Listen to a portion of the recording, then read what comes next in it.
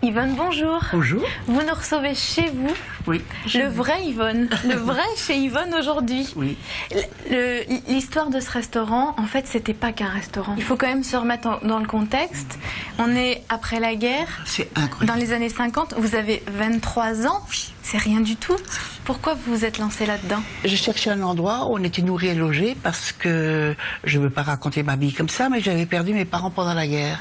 Dans un bombardement, les premières bombes qui sont tombées à Strasbourg. Écoutez, encore aujourd'hui, j'en ai des frissons. On a ouvert la porte. Ah, je dis, je prends. Mais c'était tout sauf quelque chose. Mais je dis, je prends rien que pour avoir quelque chose en moi. Vous m'avez dit que vous placiez les gens pour pas qu'ils soient tout seuls. Ah oui. Qu'un étudiant se retrouvait à côté d'une personne plus âgée. Beaucoup plus âgé, un homme d'affaires ou n'importe. Et ils étaient tellement contents, ils discutaient parce qu'ils avaient des enfants de leur âge. À la fin, ils disaient, Madame Yvonne, facture, c'est pour nous. Hein.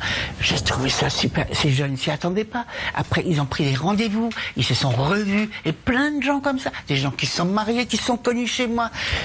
Écoutez, j'ai fait des trucs invraisemblables.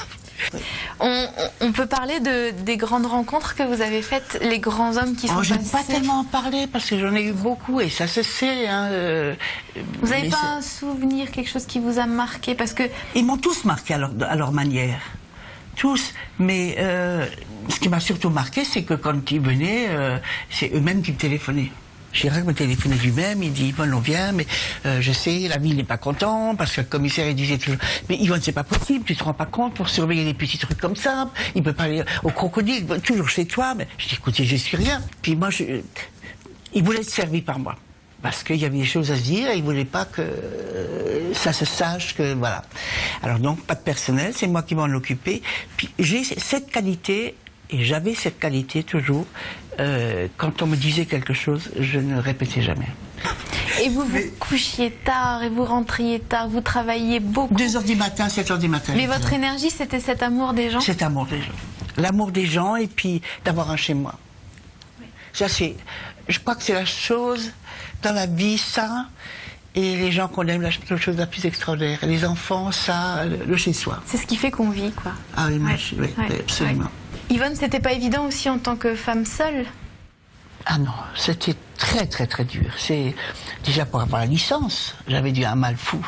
Mais il y avait un moment donné, j'avais tout de suite une belle clientèle, mais il y avait aussi une autre clientèle un peu rustre, un peu dure. Alors qui venait que pour la femme.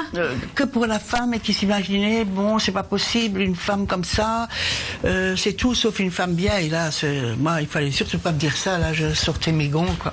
Alors j'avais le professeur Jouan qui était très connu à Strasbourg, qui était ceinture noire. Je dis écoute, judo. J'ai dit tu fais du judo, tu vas m'apprendre au moins 2 prises parce qu'il y a un moment je vais sortir de mes gonds et il faut que je m'en chope un.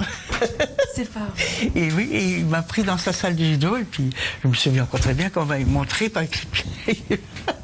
Puis je m'en suis servi 2 fois. C'est pas vrai. Oui. Mais je voulais te dire qu'après j'étais connu, hein, on le savait. Oui. J'ai dit, ah non, mais c'était pas possible. C'est énervant, ça, hein? Ça, c'est énervant. Oui, c'est pas... Bon, mais c'est comme ça. Voilà.